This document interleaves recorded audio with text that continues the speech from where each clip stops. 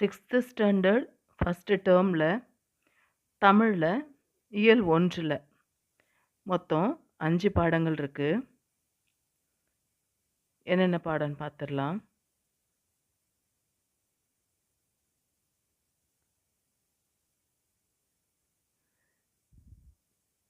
இன்பத்தமிழ், தமிழ் கும்மி, வளர்த்தமிழ், கனவு பலித்தது, தமிழ் எழுத்துக்களின் வகையும் தொகையும். இதில் இன்பத்தமிழ் தான் இன்றைக்கி நம்ம பார்க்க போகிறோம். நம்மளுடைய சேனலை சப்ஸ்கிரைப் பண்ணாமல் பார்க்குறவங்க சப்ஸ்கிரைப் பண்ணிவிட்டு பாருங்கள். பக்கத்தில் இருக்கிற பெல்லைக்கானை கிளிக் பண்ணிக்கோங்க. அப்போ தான் அடுத்தடுத்து புது வீடியோஸ் உங்களுக்கு நோட்டிஃபிகேஷனில் வரும். இயல் 1 தமிழ் தேனில் முதல்ல வர்றது கவிதை பிழை, இன்பத்தமிழ். இதுதான் இன்றைக்கி நம்ம பார்க்க போகிறோம். கவிதை பிழை இயல் 1ல் இன்பத்தமிழில் நுழைய முன்பகுதி. எந்த ஒரு பாடம் படித்தாலும் நுழைய முன்பகுதியை பார்த்துடலாம். ஏன்னா அந்த பாடத்தில் இருக்கிற பொருளை நுழைய முன்பகுதியில் கொடுத்துருப்பாங்க. அந்த நுழைய முன்பகுதியை நம்ம படிச்சிட்டோம், புரிஞ்சுக்கிட்டோன்னா அந்த பாடத்தை புரிஞ்சுக்கிறது நமக்கு ரொம்ப ஈஸியாக இருக்கும். இலக்கியங்கள் நிறைய மொழிகள் எழுதுவாங்க. தமிழ், இங்கிலீஷ், ஹிந்தி, உருது, மலையாளம், இந்த மாதிரி நிறைய மொழிகள் எழுதுவாங்க.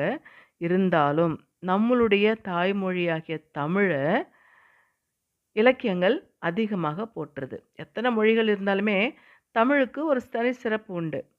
தமிழ் வணக்கம் இப்போல்லாம் ரொம்ப ட்ரெண்டிங் ஆகிடுச்சு. Good morning, good afternoon, good night, good evening அந்த மாதிரி சொல்கிறத விட ஒரே ஒரு வார்த்தையில் வணக்கம் சார், வணக்கம் மேடம், வணக்கம் அம்மா, வணக்கம் அப்பா இப்படி சொல்கிறாங்கல்ல, அந்த ஒரு வார்த்தையிலேயே எல்லா அன்பும் அடங்கிடுது. பாரதிதாசன் தமிழை பலவாறாக போற்றுறாரு. என்னென்ன சொல்கிறார் அப்படின்னா, கண்ணே மணியே அப்படின்னு ஒரு குழந்தைய கொஞ்சிற மாதிரி தமிழை கொஞ்சுறாரு. யார் கொஞ்சுறது? பாரதிதாசன் கொஞ்சுறாரு. அதே மாதிரி தான் அவருடைய செந்தமிழுக்கு பெயர்கள் பல சூட்டி மகிழ்வதை நம்ம பார்க்குறோம். அதாவது பல பெயர்கள், தமிழ் பெயர்கள் மூலமாக அவருடைய இலக்கியங்களாக இருக்கட்டும், கவிதையாக இருக்கட்டும், உரைநடையாக இருக்கட்டும், தமிழுக்கு அந்தளவுக்கு அவர் இம்பார்ட்டன்ஸை கொடுத்துருக்காரு. இது வரைக்கும் நுழைவு முன் பகுதியை பார்த்துருக்கோம். இப்போது இந்த பாடலை ஒரு முறை படிச்சுட்டு அந்த பாடலுக்கான விளக்கம் என்ன அப்படின்னு பார்த்துடலாம். தமிழுக்கு அமுதென்ற பேர், அந்த தமிழ் இன்பத் தமிழெங்கள் உயிருக்கு நேர். தமிழுக்கு நிலவென்று பேர், இன்பத் தமிழெங்கள் சமூகத்தின் விளைவுக்கு நீர். தமிழுக்கு மனமென்று பேர், இன்பத் தமிழெங்கள் வாழ்வுக்கு நிரூபித்த ஊர். தமிழெங்கள் இளமைக்கு பால், இன்பத் தமிழ் நல்ல புகழ்மிக்க புலவர்க்கு வேல். தமிழெங்கள் உயர்வுக்கு வான், இன்பத் தமிழெங்கள் அசதிக்கு சுடர் தந்த தேன். தமிழெங்கள் அறிவுக்கு தோல், இன்பத் தமிழெங்கள் கவிதைக்கு வைரத்தின் வாள். இது பாரதிதாசன் எழுதியிருக்காரு. இதோட விளக்கம் என்ன அப்படின்னு பார்த்துடலாம்.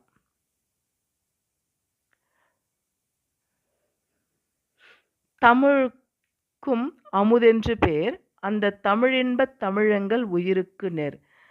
தமிழுக்கு அமுது அப்படின்ற பேர் உண்டு. எப்படி அமுதமானது சுவையாக இருக்கோ, இனிப்பாக இருக்கோ, அந்த மாதிரி எங்களுடைய தமிழும் எங்களுக்கு உயிர் போன்றது, இனிமையானது அப்படின்னு சொல்கிறாரு. தமிழுக்கு நிலவென்று பேர், இன்பத் தமிழெங்கள் சமூகத்தின் விளைவுக்கு நேர். தமிழுக்கு நிலவு அப்படின்ற இன்னொரு பேரும் உண்டு. எப்படி நிலவானது வெளிச்சத்தை நம்மளுக்கு கொடுக்குதோ, அந்த மாதிரி எங்களுடைய தமிழானது எங்களுடைய சமூக வளர்ச்சிக்கு அடிப்படையான நீர் போன்றது. நம்மளுடைய சமூகம் வளர்ச்சி அடையணுன்னா தண்ணீர் தேவை இல்லையா? வயல்வெளியாக இருக்கட்டும், நிலம் இருக்கட்டும், நம்மளுடைய உயிர் வாழ்வதற்கும் நீர் தேவை. அதனால் தமிழானது எப்படி எங்களுடைய தமிழ் வளர்ச்சிக்கு சமூகத்துடைய விளைவுக்கு நீரை போன்றது. தமிழுக்கு மனமென்று பேர், இன்பத் தமிழெங்கள் வாழ்வுக்கு நிரூபித்த ஊர். தமிழுக்கு மனம் அப்படின்ற ஒரு பேரும் உண்டு.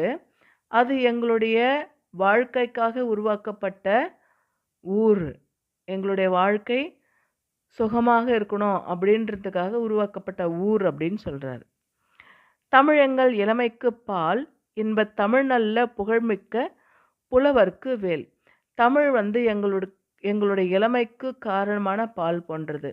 இளமையை விரும்பாதவங்க யாராவது இருப்பாங்களா? அதே மாதிரி பாலை விரும்பாதவங்க இருப்பாங்களா? எப்படி எங்களுடைய இளமைக்கு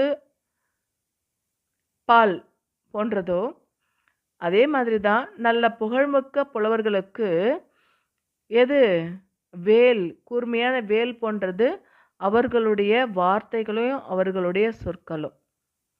தமிழெங்கள் உயர்வுக்கு வான், இன்பத் தமிழெங்கள் அசதிக்கு சொடர் தந்த தேல். தமிழ் எங்களுடைய உயர்வுக்கு எல்லையாகிய வானம் போன்றது. ஒருத்தர் உயரணும் அப்படின்னா அவங்களுடைய உயர்வுக்கு என்ன கடைசி வானம்தான் இல்லையா? வானம் போல உயர்ந்திருக்கணும், வானம் போல வசதியாக இருக்கணும், வானம் போல் புகழ்மிக்க இருக்கணும் அப்படின்னு சொல்கிறாங்க இல்லையா? அந்த மாதிரி இன்பத் தமிழ் எங்களுக்கு அசதி, எங்களுக்கு எப்பெல்லாம் டயர்டாக இருக்கோ, சோர்வாக இருக்கோ, அப்போல்லாம் எங்களுக்கு பாடக்கூடிய இனிமையான தேன் போன்றது, கேட்கக்கூடிய தேன் போன்றது, பாடக்கூடிய தேன் போன்றது. தமிழெங்கள் அறிவுக்கு தோல், இன்பத் தமிழெங்கள் கவிதைக்கு வைரத்தின் வாள். தமிழ் எங்களுடைய அறிவுக்கு தோல் மாதிரி, அதே தமிழ் எங்களுடைய கவிதைக்கு வைரத்தின் வாள் போன்றது. வைரம் பட்டை தீட்ட தீட்ட எப்படி ஜொலிக்குதோ அந்த மாதிரி எங்களுடைய கவிதைகளும் எங்களுடைய தமிழும் ஜொலிக்கும் அப்படின்னு சொல்றாரு. சொல்லும் பொருளும் பார்த்துடலாம். நிருமித்த அப்படின்னா உருவாக்குன, சமூகம் அப்படிங்கிறது மக்கள் குழு, விளைவு அப்படிங்கிறது வளர்ச்சி, அசதி அப்படிங்கிறது சோர்வு. பாடலுடைய பொருளை பார்த்துடலாம். தமிழுக்கு அமுது என்று பேரு. இன்பம் தருகின்ற அந்த தமிழ் எங்களுடைய உயிருக்கு இணையானது. என்ன சொல்றாரு பாரதிதாசன்? தமிழுக்கு அமுது அப்படிங்கிற ஒரு பேர் உண்டு. அமுது எப்படிப்பட்டது? இனிப்பா இருக்கும், சுவைமிக்கது அமுதம். அந்த அமுதத்துக்கு இணையாக எங்களுடைய தமிழ் இருக்கு. அப்போ தமிழ் அப்படிங்கிறது எவ்வளோ சுவையானது அப்படிங்கிறத இந்த இடத்துல சொல்றாரு. தமிழுக்கு நிலவு அப்படிங்கிற ஒரு பேர் உண்டு. நிலவானது எப்படி நம்மளுக்கு ஒளியை கொடுக்குதோ அந்த மாதிரி தமிழானது எங்களுடைய சமூக வளர்ச்சிக்கு தேவையான நீர் போன்றது. நீர் இல்லாமல் நம்மளால் வாழ முடியாது, ஒளி இல்லாமல் நம்மளால் வாழ முடியாது. அந்த மாதிரி தமிழானது மிக சிறந்து இருக்கு அப்படின்னு சொல்கிறாரு. தமிழுக்கு மனம் அப்படின்ற ஒரு பேர் உண்டு. அது எங்களுடைய வாழ்விற்காகவே உருவாக்கப்பட்ட ஊர். தமிழுக்கு மனம் அப்படின்னு ஒரு பேர் உண்டு. அந்த தமிழ் தான் எங்களுடைய வாழ்க்கைக்காக உருவாக்கப்பட்ட ஊர் அப்படின்னு சொல்கிறாரு. தமிழ் எங்கள் இளமைக்கு காரணமான பால் போன்றது. நல்ல புகழ்மிக்க புலவர்களுக்கு கூர்மையான வேல் போன்ற கருவி. தமிழ் எங்களுடைய இளமைக்கு பால், பால் விரும்பாதவங்க யாரும் இருக்க மாட்டாங்கல்ல. காரணமான இளமையும் விரும்பாதவங்க யாரும் இருக்க மாட்டாங்க. அப்போது தமிழானது எங்களுடைய இளமைக்கு காரணமான பால் போன்றது. நல்ல புகழ்மிக்க புலவர்களுக்கு எது வேலு? கூர்மையான அவர்களுடைய பேனா முனை தான் வேலு. வேல் எடுத்து அவங்க போர் பண்ண போகிறதில்ல. இருந்தாலுமே வேலுக்கு நிகராக அவங்களுடைய தமிழ் சொற்களும் தமிழ் வார்த்தைகளும் இடம்பெறும். அதனால தான் பாரதிதாசன் இவங்களுடைய தமிழானது கூர்மையான வேலுக்கு கருவியாக சொல்கிறாரு. தமிழ் எங்கள் உயர்வுக்கு எல்லாகிய வானம் போன்றது. இன்பத்தமிழ் எங்கள் சோர்வை நீக்கி ஒளிரச் செய்கின்ற தேன் போன்றது. அதாவது தமிழ் எங்கள் ஒரு உயர உயர பறக்கணும் அப்படின்னா எவ்வளோ தூரம் பறக்க முடியும்? வானம் வரைக்கும், பூமி வரைக்கும் சொல்கிறோம்ல. அப்போ பூமியிலேருந்து வானம் வரைக்கும் போக முடியும். எங்களுடைய எல்லையே வானம்தான். அப்போ எங்களுடைய தமிழானது எங்களுடைய சோர்வை நீக்கி ஒளிரச் செய்கின்ற தேன் போன்றது. நாங்க எவ்வளோதான் வந்து டயர்டா இருந்தாலும், அந்த சோர்வை நீக்கி எங்களுக்கு ஒரு இன்பத்தை தரக்கூடியது அப்படின்னு சொல்றாரு. தமிழெங்கள் அறிவுக்கு துணை கொடுக்கும் தோல் போன்றது. தமிழெங்கள் கவிதைக்கு வைரம் போன்ற உறுதிமிக்க வாள் ஆகும். தமிழ் எங்கள் அறிவுக்கு எதை போன்றது? துணை கொடுக்கிற தோல் மாதிரி. அதே மாதிரி தமிழானது எங்களுடைய கவிதைக்கு அதாவது வைரம் பட்டை தீட்ட தீட்ட ஜொலிக்குமா. அந்த மாதிரி புகழ்மிக்க வாள் போன்றது எங்களுடைய தமிழ் அப்படின்னு சொல்றாரு. பாடலுடைய பொருளை பார்த்துட்டோம். நூல்வெளியை பார்த்துடலாம். இந்த பாடலை தமிழ்த்தேன் அப்படிங்கிற பாடல் எழுதுனது பாரதிதாசன். இந்த மாதிரி கூட கேட்பாங்க. தேன் அப்படிங்கிற பாடல் எழுதுனது யாருன்னு கேட்பாங்க. பாரதியார், பாரதிதாசன், பெருஞ்சித்திரனார், புரட்சிக்கவி இந்த மாதிரி கொடுத்துருவாங்க. இதில் யார் அப்படின்னு பார்க்கும் பொழுது சுப்புரத்தினம் தான் எழுதியிருக்காரு. இந்த பாரதிதாசனுடைய இயற்பெயர் என்ன அப்படின்னு கேட்டாலும் சுப்புரத்தினம். தமிழ்த்தேன் அப்படின்ற பாடல் எழுதுனது யார் அப்படின்னு கேட்டாலுமே பாரதிதாசன். பாரதியாருடைய கவிதைகள் மேலே இவருக்கு பற்று. அதனால் பாரதியாருடைய ஃபாலோவராக இவர் இருக்கார். அவருடைய பாடல்களை விரும்பி கேட்பார். அவர் எங்கெல்லாம் வந்து மீட்டிங் போடுறாரு அங்கே எல்லாமே கூட இவர் போவார். அவர் மேல் இருந்த பக்தியின் காரணமாக இவர் வந்து தன்னுடைய பேரை பாரதிதாசன் அப்படின்னு மாற்றிக்கிட்டார். தன்னுடைய கவிதைகளில் இவர் என்னெல்லாம் எழுதுறாரு அப்படின்னு பார்க்கும்பொழுது பெண் கல்வி, கைம்பெண் மறுமணம், பொது உடைமை, பகுத்தறிவு இந்த மாதிரியான புரட்சிகரமான மூல கருத்துக்களை எடுத்து தான் இவர் வந்து தன்னுடைய நூல்களில் இவர் எழுதுவார்.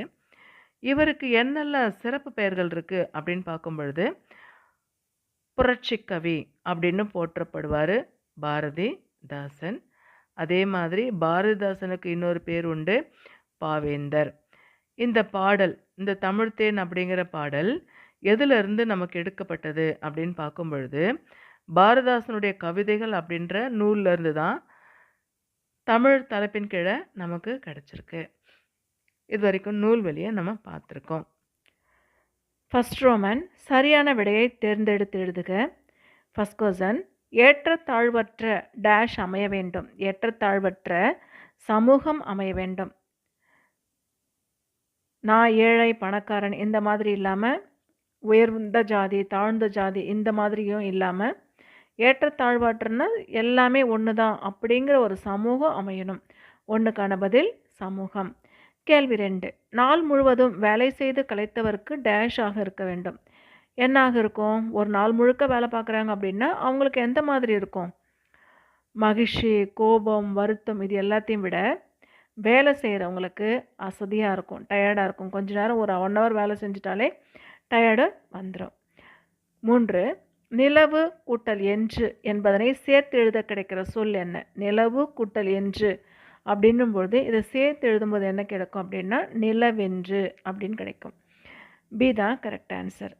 கேள்வி 4, தமிழெங்கள் என்பதனை சேர்த்து எழுத கிடைக்கிற சொல் என்ன? தமிழெங்கள் அப்படின்னத சேர்த்து எழுதும்போது என்ன கிடைக்கும்?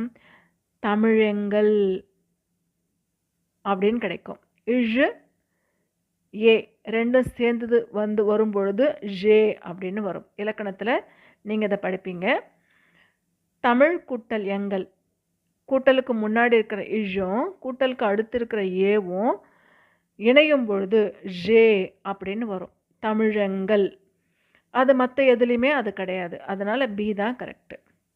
கேள்வி 5, அமுதென்று என்ற சொல்லை பிரித்து எழுத கிடைக்கிறது என்ன? அமுதென்று என்ற சொல்லை பிரித்து எழுத கிடைப்பது அமுது கூட்டல் என்று. பி தான் கரெக்டு. அடுத்து, செம்பயிர் என்னும் சொல்லை பிரித்து எழுத கிடைப்பது என்ன? செம்பயிர் அப்படிங்கிற சொல்லை பிரித்து எழுத கிடைப்பது செம்மை கூட்டல் பயிர், செம்பயிர். அடுத்து, இன்பத்தமிழ் பாடல் இருக்கிற கருத்துக்கு ஏற்றபடி பொறுத்துக கேட்டிருக்காங்க. விளைவுக்கு, விளைவுக்கு அப்படிங்கிறது நீர். அறிவுக்கு, அறிவுக்கு தோல். இளமைக்கு பால், புலவர்க்கு வேல்.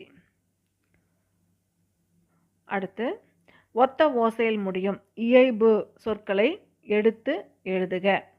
இதில் ஒரே மாதிரி இருக்கிற எந்த மாதிரி அப்படின்னா, இப்போ பேர் நேர் கொடுத்துருக்காங்களே அந்த மாதிரி நீர், ஊர், பால், வேல் இந்த மாதிரி ஒரே மாதிரி வரும்ல, அந்த மாதிரி இருக்கிற வார்த்தைகளுக்கு இந்த மாதிரி எடுத்து எழுதுறது. எக்ஸாம்பிள் கொடுத்துருக்காங்கல்ல, அதுக்கான எக்ஸாம்பிளுக்கு இது. குருவினாவை பார்த்துடலாமா? பாரதிதாசன் தமிழுக்கு சூட்டியுள்ள பெயர்கள் யாவை? என்னெல்லாம் பேரை தமிழுக்கு வச்சிருக்காரு பாரதிதாசன் அப்படின்னு பார்க்கும்பொழுது, அமுது, நிலவு, மனம் போன்ற பெயர்களை சூட்டியுள்ளார் அப்படி எழுதணும். பாரதிதாசன் தமிழுக்கு அமுது, நிலவு, மனம் போன்ற பெயர்களை சூட்டியுள்ளார் அப்படின்னு நம்ம எழுதும் பொழுது எழுதணும். செகண்டு, நீங்கள் தமிழை எதனோடு ஒப்பிடுவீர்கள் அப்படின்னு கேள்வி. தமிழை நான் தமிழை உயிரோடு ஒப்பிடுவேன். இது செகண்டுக்கான பதில். அடுத்து சிறுவினா பார்த்துடலாம். இன்பத்தமிழ் பாடலில் உங்களுக்கு பிடித்த அடிகள் 2 எழுதுக. இதில் கொடுத்துருக்காங்கல்ல புக்கில், இதில் நம்மளுக்கு பிடிச்ச அடிகள் என்ன அப்படின்னு பார்க்கும் பொழுது, எனக்கு பிடிச்ச அடி அப்படின்னும் பொழுது, தமிழுக்கு அமுதென்று பேர், அந்த தமிழென்ப தமிழங்கள் உயிருக்கு நேர். இதுதான் எனக்கு பிடிச்ச அடிகள்.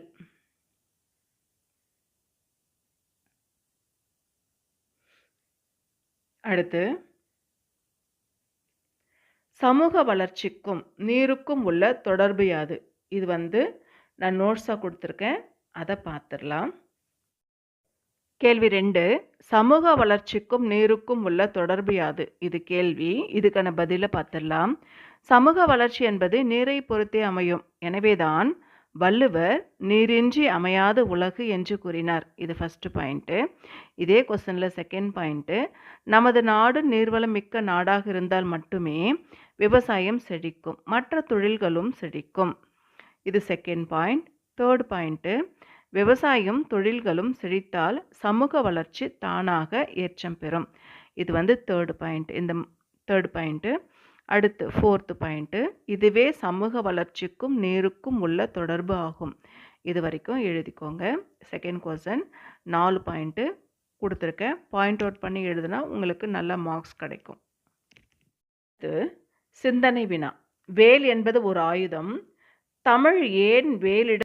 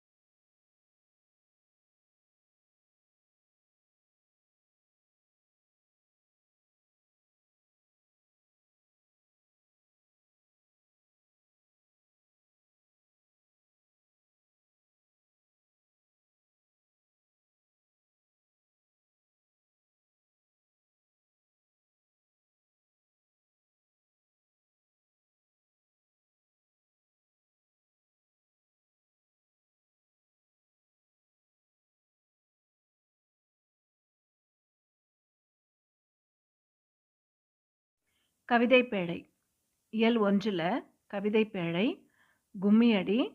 இதில் நுழையும் முன் பகுதியை பார்த்துடலாம்.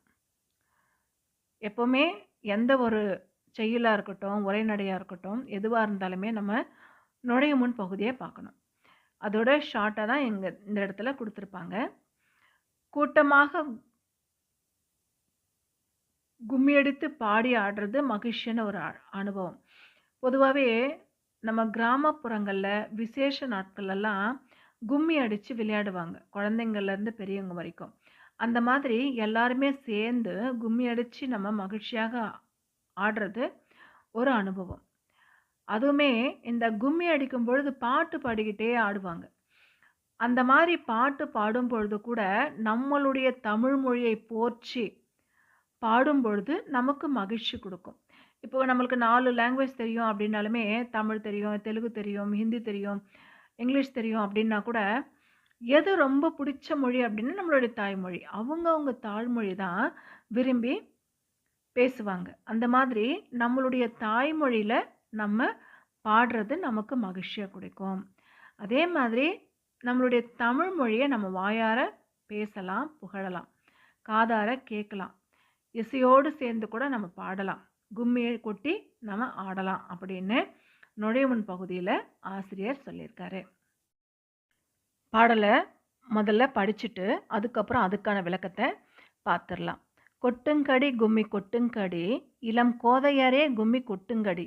நிலம் 8 திசையிலும் செந்தமிழின் புகழ் எட்டிடவே கும்மி கொட்டுங்கடி. ஊழி பலநூறு கண்டதுவாம் அறிவு, ஊர்ச்செனும் நூல்பல கொண்டதுவாம். பெரும் ஆழிப் பெருக்கிற்கும் காலத்திற்கும் முற்றும் அழியாமலே நிலை நின்றதுவாம். பொய்யகற்றும் உள்ளப் பூட்டருக்கும் அன்பு பூண்டவரின் இன்பப் பாட்டிருக்கும் உயிர் மெய்புகட்டும் அறமேன்மை கிட்டும் இந்த மேதினி வாழ்வழி காட்டிருக்கும். பாடலுக்கான விளக்கத்தை பார்த்துடலாம். கொட்டுங்கடி கும்மி கொட்டுங்கடி, இளம் கோதையரே கும்மி கொட்டுங்கடி. பொதுவாகவே கும்மி ஆடு கொட்டி விளையாடுவாங்க அப்படின்னா குழந்தை பருவத்தில் இருக்கிறவங்க அதிகமாக விளையாடுவாங்க. முதிர்ந்த வயது வந்த பெண்கள் வந்து திருவிழா காலங்களில் விளையாடுவாங்க.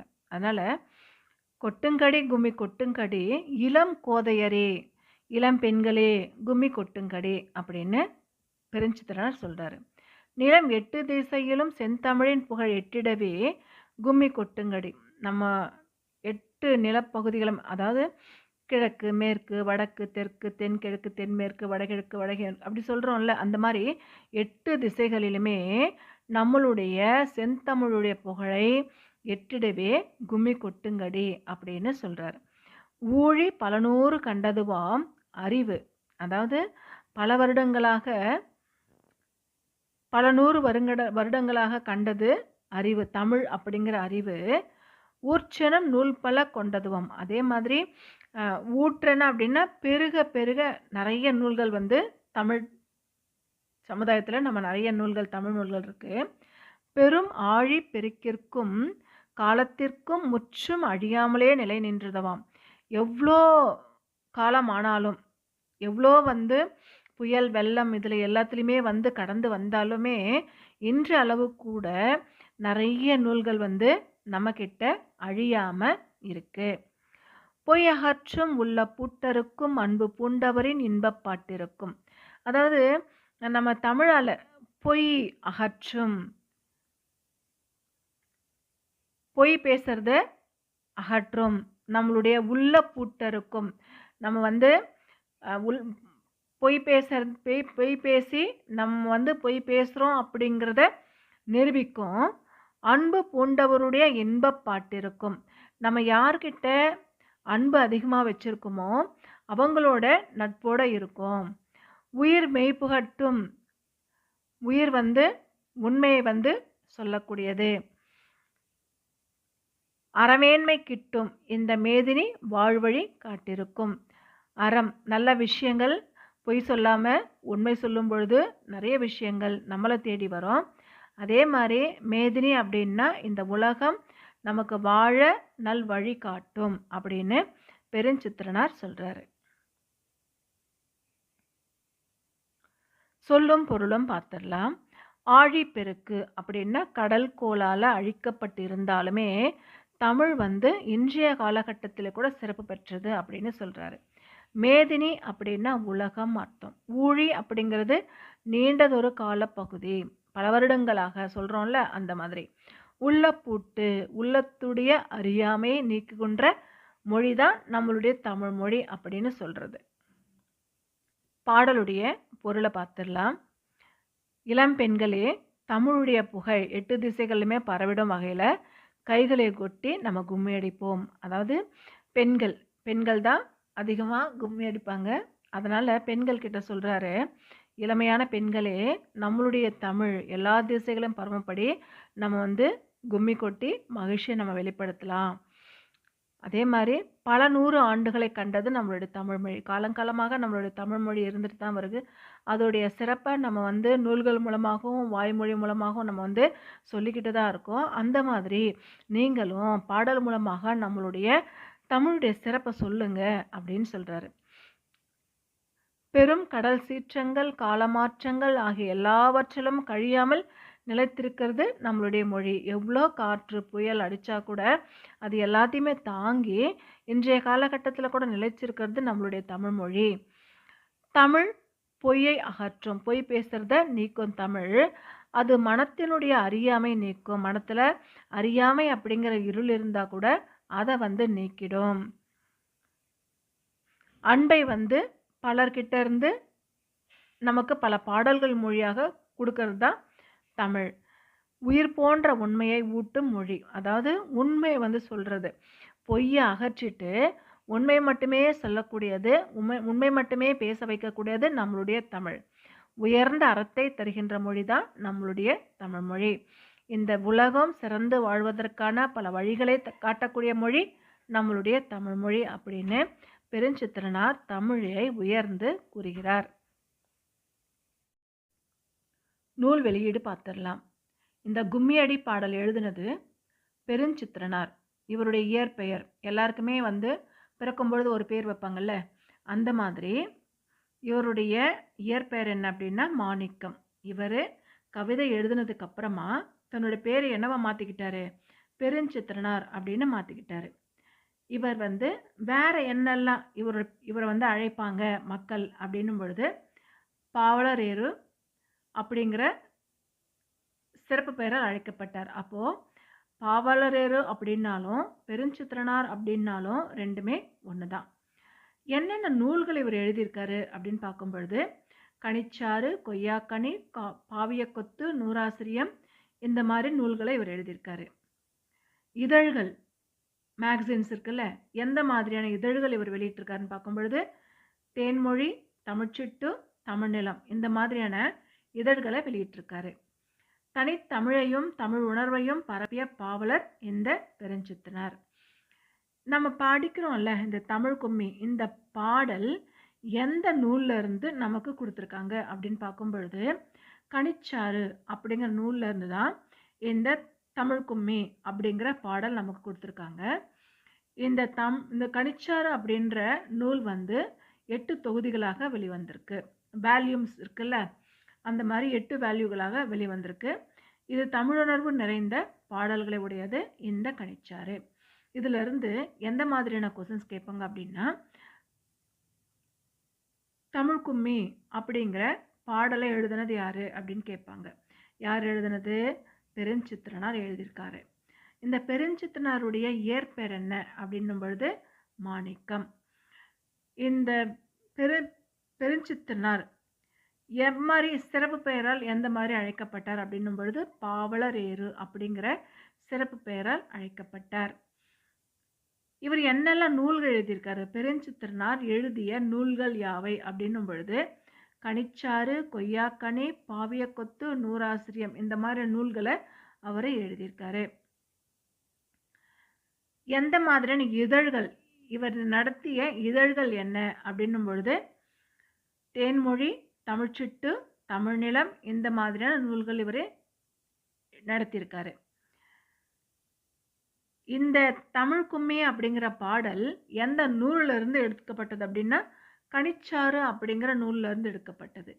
இந்த கனிச்சாறு அப்படிங்கிற நூல் எத்தனை தொகுதிகள் உடையது அப்படின்னும் பொழுது 8 தொகுதிகள் உடையது. இந்த மாதிரி இந்த நூல்வெளியிலிருந்து உங்களுக்கு எக்ஸாம் ஓரியன்டாக டெட்டு, டிஎன்பிஎஸ்சி, டிஆர்பி படிக்கிறவங்களுக்கு, அதே மாதிரி 6th ஸ்டாண்டர்ட் படிக்கிற ஸ்டூடெண்ட்ஸ்க்கும் 1 வேர்டாக உங்களுக்கு கேட்பாங்க.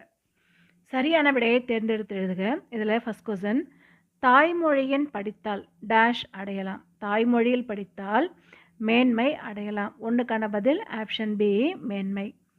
கேள்வி 2 தகவல் தொடர்பு முன்னேற்றத்தால் டேஷ் சுருங்கிவிட்டது. தகவல் தொடர்பு முன்னேற்றத்தால் மேதினி சுருங்கிவிட்டது. இந்த இடத்துல மேதினி அப்படிங்கிறது உலகம் அப்படின்னு அர்த்தம். 2க்கான பதில் ஆப்ஷன் ஏ மேதினி. கேள்வி 3 செந்தமிழ் என்னும் சொல்லை பிரித்து எழுத கிடைப்பது எது? செந்தமிழ் என்னும் சொல்லை பிரித்து எழுத கிடைப்பது செம்மை கூட்டல் தமிழ். ஆப்ஷன் டி தான் கரெக்டு. கேள்வி 4 பொய்யகற்றும் என்னும் சொல்லை பிரித்து எழுத கிடைப்பது என்ன? பொய்யகற்றும் என்னும் சொல்லை பிரித்து எழுத கிடைப்பது பொய் கூட்டல் அகற்றும். ஆப்ஷன் ஏ தான் கரெக்டு. கேள்வி 5 பாட்டு கூட்டல் இருக்கும் என்பதனை சேர்த்து எழுத கிடைக்கிற சொல் என்ன? பாட்டு கூட்டல் இருக்கும் என்பதனை சேர்த்து எழுத கிடைக்கிற சொல் பாட்டிருக்கும். ஆப்ஷன் ஏ தான் கரெக்டு. 5க்கான பதில். கேள்வி 6 8 கூட்டல் திசை என்பதனை சேர்த்து எழுத கிடைக்கிற சொல் என்ன? 8 கூட்டல் திசை என்பதனை சேர்த்து எழுத கிடைக்கிற சொல் 8 திசை. 6க்கான பதில் ஆப்ஷன் ஏ 8 திசை. அடுத்து நயம் உணர்ந்து எழுதுக. இதில் ஃபஸ்ட்டு பாடல் அடிகளில் முதல் எழுத்து ஒன்று போல் வரும் மோனை சொற்களை எடுத்து எழுதுக. நம்ம மேலே பாடல் கொடுத்துருக்காங்கல்ல, அதில் முதல் எழுத்து ஒரே மாதிரி வர்றதை எடுத்து எழுதுக. மோனை அப்படின்னா முதல் எழுத்து ஒன்றி வருவது மோனை. அப்போ என்னெல்லாம் வந்திருக்குன்னு பார்த்துடலாமா?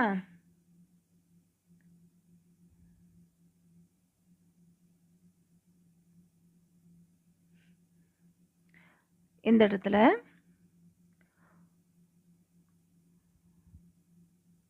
எட்டு, எட்டிடவே ரெண்டும் ஒரே மாதிரி வருதுல்ல.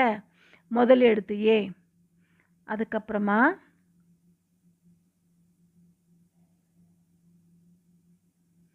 பூட்டருக்கும் பூண்டவரின் வருது இல்லையா, முதல் எழுத்து பூல.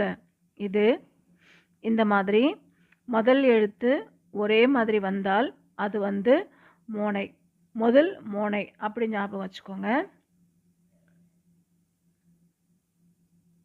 அடுத்து ரெண்டாவது பார்த்துடலாம்.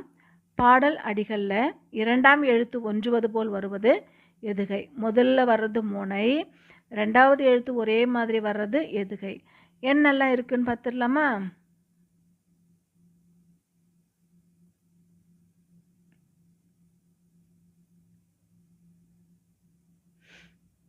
ரெண்டாவது எழுத்துட்டு கொட்டுங்கடியில் இட்டு, ரெண்டாவது வருதுல்ல, எட்டு ரெண்டாவதுல இட்டு, அந்த மாதிரி எட்டிடவே செகண்ட் வர்ற இட்டு. அதே மாதிரி ஆழிப்பில் ஜி, ஆழிப்பில் வருதுல்ல, அழியாமலே வர்ற அதில் வர்ற ஜி. இந்த மாதிரி வர்றது எதுகை. ரெண்டாவது எழுத்து ஒன்றி வந்தால் அது வந்து எதுகை. அடுத்து பாடல் அடிகளில் இறுதி எழுத்து ஒன்று போல் வரும் இயைபு சொற்களை எடுத்து எழுதுக. கடைசியாக ஒரே மாதிரி வரும், இருக்கும், போக்கும், மக்கும், அந்த மாதிரி வருதுல்ல, அந்த மாதிரி ஒன்றா வர்றது சென்டென்ஸு என்ன பார்த்துடலாமா?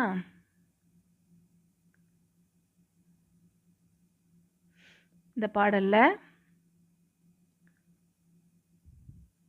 கொண்டதுவாம் இருக்குல்ல, செகண்ட் பேராகிராஃபில் ரெண்டாவது லைனில் கொண்டதுவாம், நின்றதுவாம், பூட்டருக்கும், பாட்டிருக்கும், காட்டிருக்கும், இந்த மாதிரி வருதுல்ல, இதுதான் வந்து இயைபு.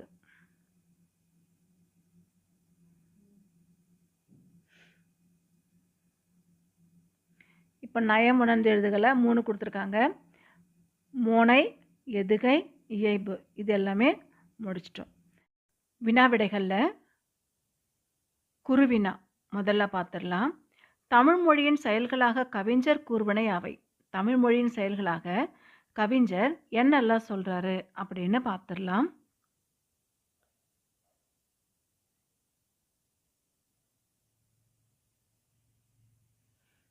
இங்கிருந்து பேராகிராஃப் பாடலின் பொருளில் 3rd பேராகிராஃப் இருக்கு இல்லையா, அதிலிருந்து தமிழ் பொய்யை அகற்றும் மொழி, அது மனத்தின் அறியாமை நீக்கும் மொழி, அன்புடைய பலரின் இன்பம் தரும் பாடல்கள் நிறைந்த மொழி, உயிர் போன்ற உண்மையை ஊட்டும் மொழி, உயர்ந்த அறத்தை தரும் மொழி.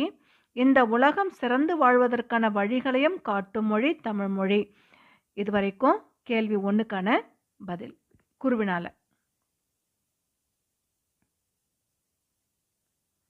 அடுத்து குருவினால 2வது கேள்வி பார்த்துடலாம். செந்தமிழின் புகழ் எங்கெல்லாம் பரவ வேண்டும் என்று கவிஞர் கூறுகிறார்? செந்தமிழின் புகழ் எங்கெல்லாம் இருக்குல்ல, அதுக்கு பதிலா 8 திசைகளிலும் பரவ வேண்டும் என்று கவிஞர் கூறுகிறார். இது எழுதுனா போதும். இப்போ குருவினால 2 கேள்வி, அந்த 2த்தையும் பார்த்துட்டோம். சிறுவினால கேள்வி 1, கால வெள்ளத்தை எதிர்த்து நிற்கும் மொழி தமிழ் மொழி என்று கவிஞர் கூறுவதன் காரணம் என்ன? இதுக்கான பதில பார்த்துடலாம். சிறுவினான் இருக்குல்ல, அந்த இடத்துல பல 100 ஆண்டுகளை கண்டது தமிழ்மொழி. அறிவு ஊற்றாகிய நூல்கள் பலவற்றை கொண்ட மொழி. பெரும் கடல் சீற்றங்கள், கால மாற்றங்கள் ஆகியவற்றாலும் அழியாமல் நிலைத்திருக்கும் மொழி. இதுவரைக்கும்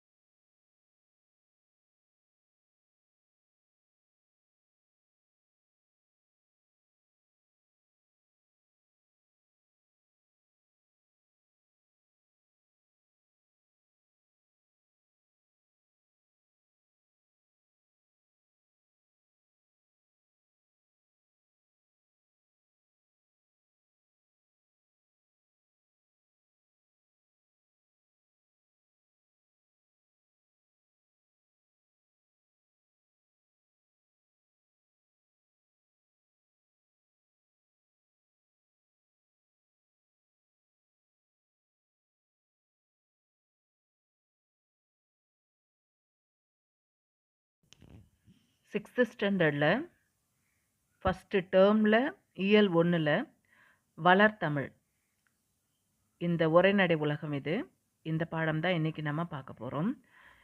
நுழையும் முன் பகுதியை பார்த்துடலாம். தமிழை பிடிக்காதவங்க யாருமே இருக்க மாட்டாங்க. தமிழ் அவ்வளோ இனிமையானது. தாய்மொழி தமிழ் இருக்கிறவங்க பேசுறது, எழுதுறது, பழகிறது, விரும்புறது, பிடிக்கிறது, இது எல்லாமே நார்மல். ஆனால் தாய்மொழி தமிழ் இல்லாத மற்ற மொழியினர் இருக்காங்கல்ல, தெலுங்கு, கன்னடா, மலையாளம், ஹிந்தி, உருது இந்த மாதிரி பேசுகிறாங்கல்ல, இவங்களுக்கும் தாய்மொழியை பிடிக்கும். இதுக்கு என்ன காரணம் அப்படின்னா, இனிமையானது தமிழ் மொழி அப்படிங்கிறதுக்காக தான். அதனால்தான் இந்த தமிழ் மொழியை உலக செம்மொழிகள் ஒன்றாக விளங்குற தமிழ் மொழியுடைய சிறப்பை பற்றி இந்த பாடத்தில் கொடுத்துருக்காங்க. இது வரைக்கும் நுழைவு முன் பகுதி முடிஞ்சது. மொழி அப்படிங்கிறது ஒரு இணைப்பு கருவி அப்படின்னு நம்ம சொல்கிறோம். ஏன்னா அந்த மொழி இல்லைன்னா நம்மளால் எதுவுமே பண்ண முடியாது, பேச முடியாது, எழுத முடியாது. எத்தனை பேர் இருந்தாலுமே அந்த மொழி இல்லைன்னா நம்மளால் பேச முடியாது இல்லை. ஹிந்தி தெரிஞ்ச ஒருத்தரும் தமிழ் தெரிஞ்ச ஒருத்தரும் இருக்காங்க.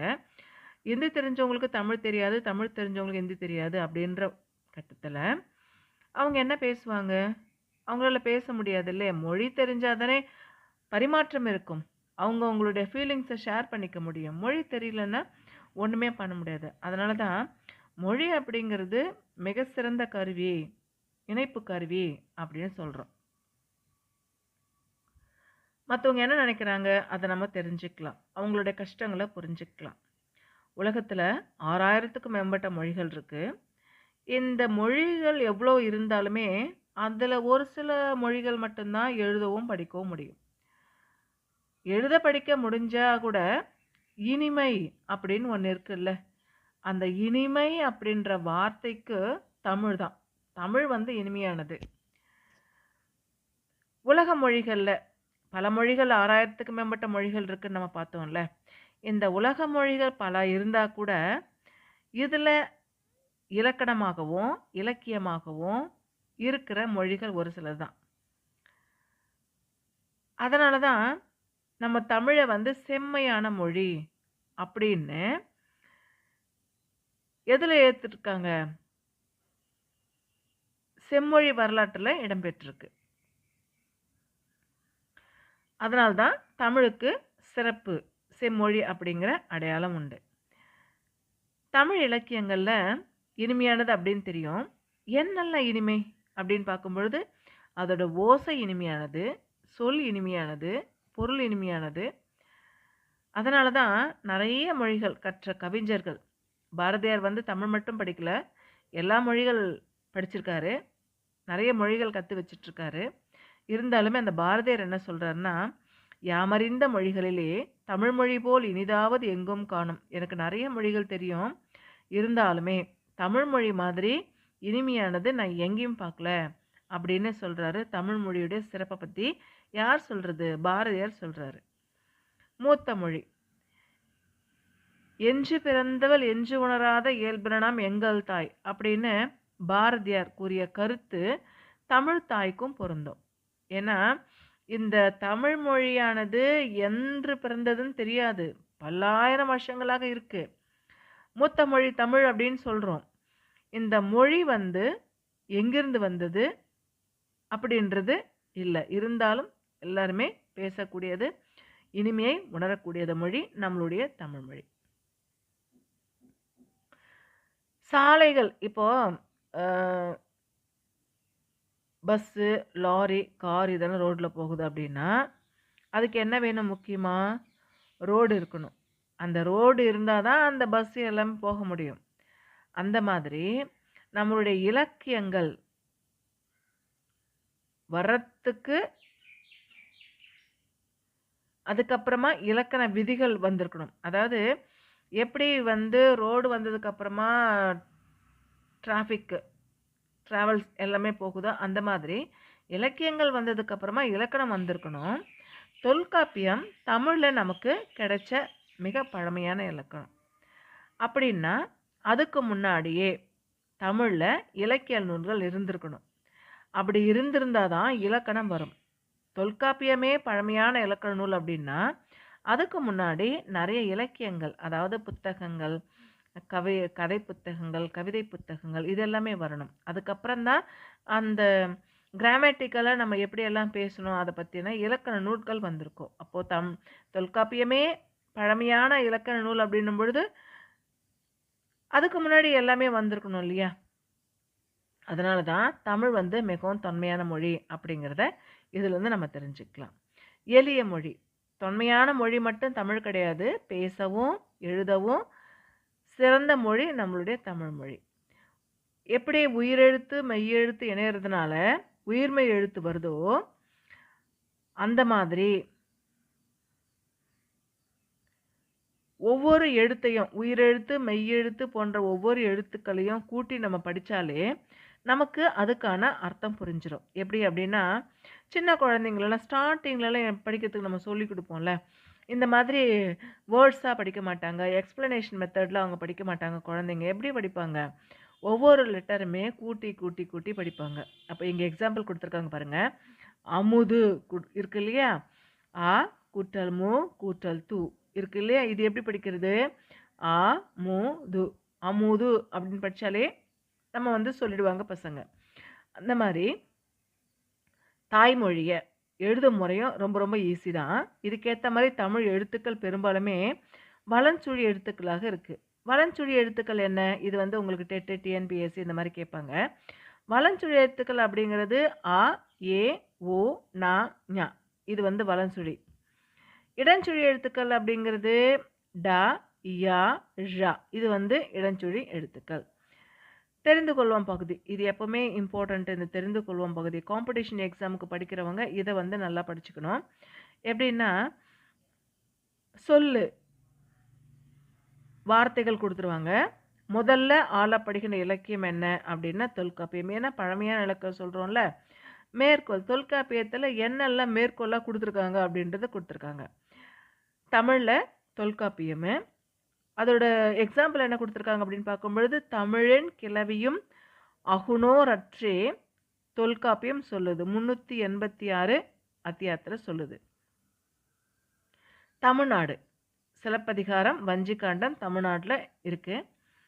இது வந்து இமிழ்கடல் வேலியை தமிழ்நாடு ஆக்கிய இருநீ கருதினை ஆயின் வஞ்சிகன்னு சொல்லுது. 165வது அதிகாரத்துல. தமிழன் அப்பர் தேவாரம். இதுல வந்து தமிழன் கண்டாய் திருத்தாண்டகம் 23வது அத்தியாயத்துல இருக்கு. சீர்மை மொழி. தமிழை வந்து சீர்மை மொழி அப்படின்னு சொல்றோம். ஏன்னா ப்ராப்பரா இருக்கிற மொழி நம்ம தமிழ் மொழின்னு சொல்றோம். சீர்மை அப்படிங்கிறது என்ன? ஒரு ப்ராப்பரா ஒழுங்கா இருக்கிறது தான். தமிழ் மொழியில பல வகை சீர்களும் அதனோட சொல் சுரப்பும் இருக்கு. உயர்திணை அக்ரிணை அப்படின்னு 2 வகை திணைகள் இருக்கு. திணைகள் அப்படின்னா எத்தனை வகைப்படும் கேட்டாங்கன்னா 2 வகை. அது என்னென்ன அப்படின்னு கேட்கும் பொழுது அக்ரிணை உயர்திணை 2 வகை. உயர்திணையில எதிர்ச்சொல் தாழ்திணை அப்படின்னு சொல்றோம்.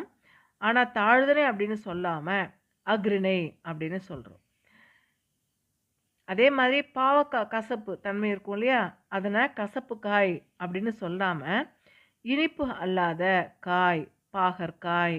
பாகு அப்படின்னா இனிப்பு, அல்லுன்னா இல்லாத, காய்னா காய் வகைகள். அதனால்தான் பாகு கூட்டல் அல் கூட்டல் காய் அப்படின்னு சொல்லியிருக்காங்க பாகற்காய்க்கு. இந்த மாதிரி பெயர் வைக்கிறதுல கூட சீர்மை மிக்க மொழி நம்மளுடைய தமிழ் மொழி. அடுத்து வளமையான மொழி. எப்படி வளமையான மொழி நம்ம தமிழை சொல்றோம்? தொல்காப்பியம், நன்னூல் இந்த மாதிரி இலக்கண நூல்கள் அதிகமாக இருக்கிறது நம்மளோட தமிழ் மொழி. என்னென்ன அப்படின்னா 8 தொகை 10 பாட்டு ஆகிய சங்க இலக்கியங்கள் இருக்கு. அதே மாதிரி திருக்குறள் இருக்கு, நாலடியார் இது மாதிரியான அறநூல்கள் இருக்கு, சிலப்பதிகாரம், மணிமேகலை முதன்மையில காப்பியங்கள் இருக்கு.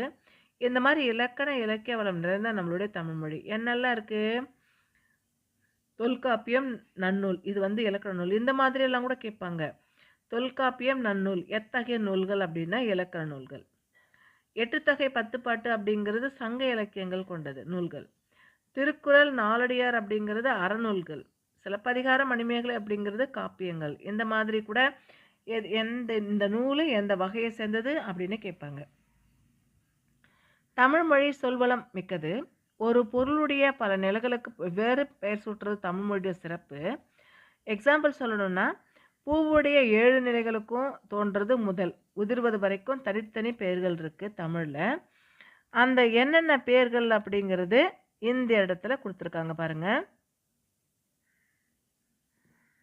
அரும்பு, மொட்டு, முகை, மலர், அலர், வி, செம்மல் இந்த மாதிரி ஒவ்வொரு ஸ்டேஜுக்கும் அந்த பிறப்புலேருந்து இறப்பு வரைக்கும் அந்த மலருடைய ஸ்டேஜ். அரும்புன்றது ஸ்டார்டிங் ஸ்டேஜ், மொட்டுன்னா அந்த பூக்கிறதுக்கு முன்னாடி வர்றது இல்லையா, அந்த மாதிரி ஒவ்வொரு ஸ்டேஜும் கொடுத்துருக்காங்க. தமிழ் மொழி சொல்வளம் மிக்கது. ஒரு பொருளுடைய பல நிலைகளுக்கும் வெவ்வேறு பெயர் சுற்றுறது தமிழ் மொழியில் சிறப்பு. எக்ஸாம்பிள்ஸ்னா பூவுடைய 7 நிலைகள் இருக்கு இல்லையா, அதுதான் நம்ம பிக்சரில் கொடுத்துருக்காங்க. அது வந்து ஸ்டார்ட் ஆகிறதுலேருந்து உதிர்ற வரைக்கும் தனித்தனி பெயர்கள் இருக்கு.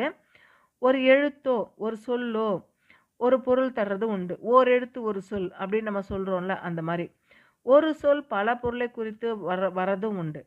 எக்ஸாம்பிள் சொல்லணும்னா மா அப்படின்னா எதை குறிக்கிறது? மரம் குறிக்கும், விலங்கு குறிக்கும், பெரிய, திருமகள், அழகு, அறிவு, அளவு, அழைத்தல், துகள், மேன்மை, வயல், வண்டு இது எல்லாத்துக்குமே பொருந்தக்கூடியது மா. ஒரே ஒரு வார்த்தையில் எத்தனை அர்த்தங்கள் இருக்கு. அடுத்து வளர்மொழி.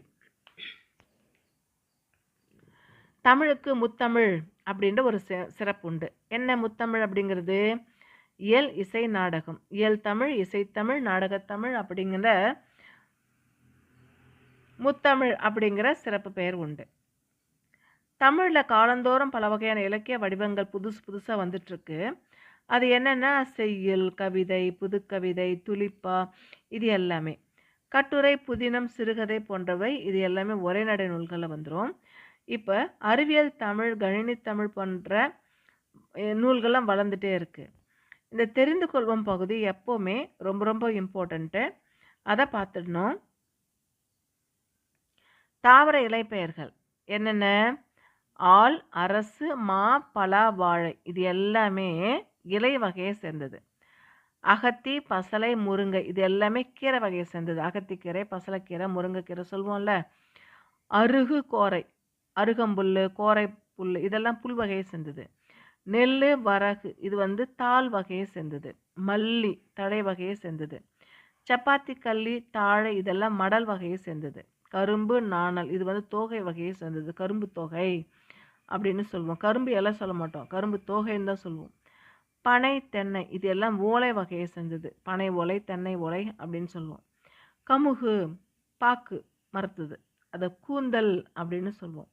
இது வந்து கமுகு இது கொடுத்துட்டு ஒரு 4 கொடுத்துருவாங்க ஆப்ஜெக்டிவ் ஆன்சர்ஸு.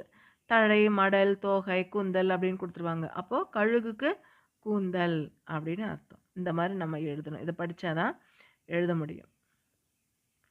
அடுத்து புதுமை மொழியை பார்த்துடலாம். இன்றைய அறிவியல் தொழில்நுட்ப வளர்ச்சிக்கு ஏற்ற மாதிரி நம்மளுடைய சொற்களும் மாறிக்கிட்டு தான் வருது. எப்படின்னா இணையம், முகநூல், புலனம், குரல் தேடல், தேடுபொறி, செயலி, தொடுதிரை இதெல்லாமே கம்ப்யூட்டர் ரிலேட்டடாக சொல்கிறது, சயின்டிஃபிக்காக சொல்கிறது. அதே மாதிரி சோஷியல் ஊடகங்கள் இருக்கு இல்லையா, அது வந்து செய்தித்தாள், வானொலி, தொலைக்காட்சி இது எல்லாமே எதன் மூலமாக வருது? சமூக ஊடகங்களாக செயல்படுது. அறிவியல் தொழில்நுட்ப மொழி இது எந்த மாதிரி அப்படின்னா, உலகத்தில் எழுத்து வடிவம் பெறாத மொழிகள் நிறைய இருக்குது.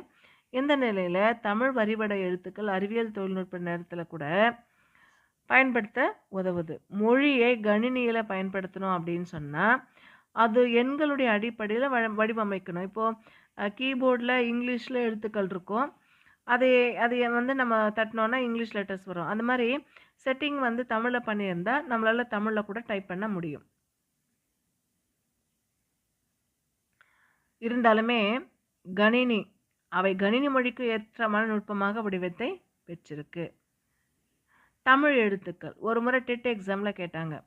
1 வந்து கா, 2 வந்து உ, 3 வந்து ங, 4 வந்து சா, 5 வந்து ரு, 6 வந்து கு, 7 வந்து ஏ, 8 வந்து ஆ, 9 வந்து கு, 10 வந்து கா போட்டு பக்கத்தில் 0. இது வந்து தமிழ் எண்களை அறிவோம். ஒரு எக்ஸாம்பிள் எப்படி தெரியுமா வரும் உங்களுக்கு எக்ஸாமுக்கு?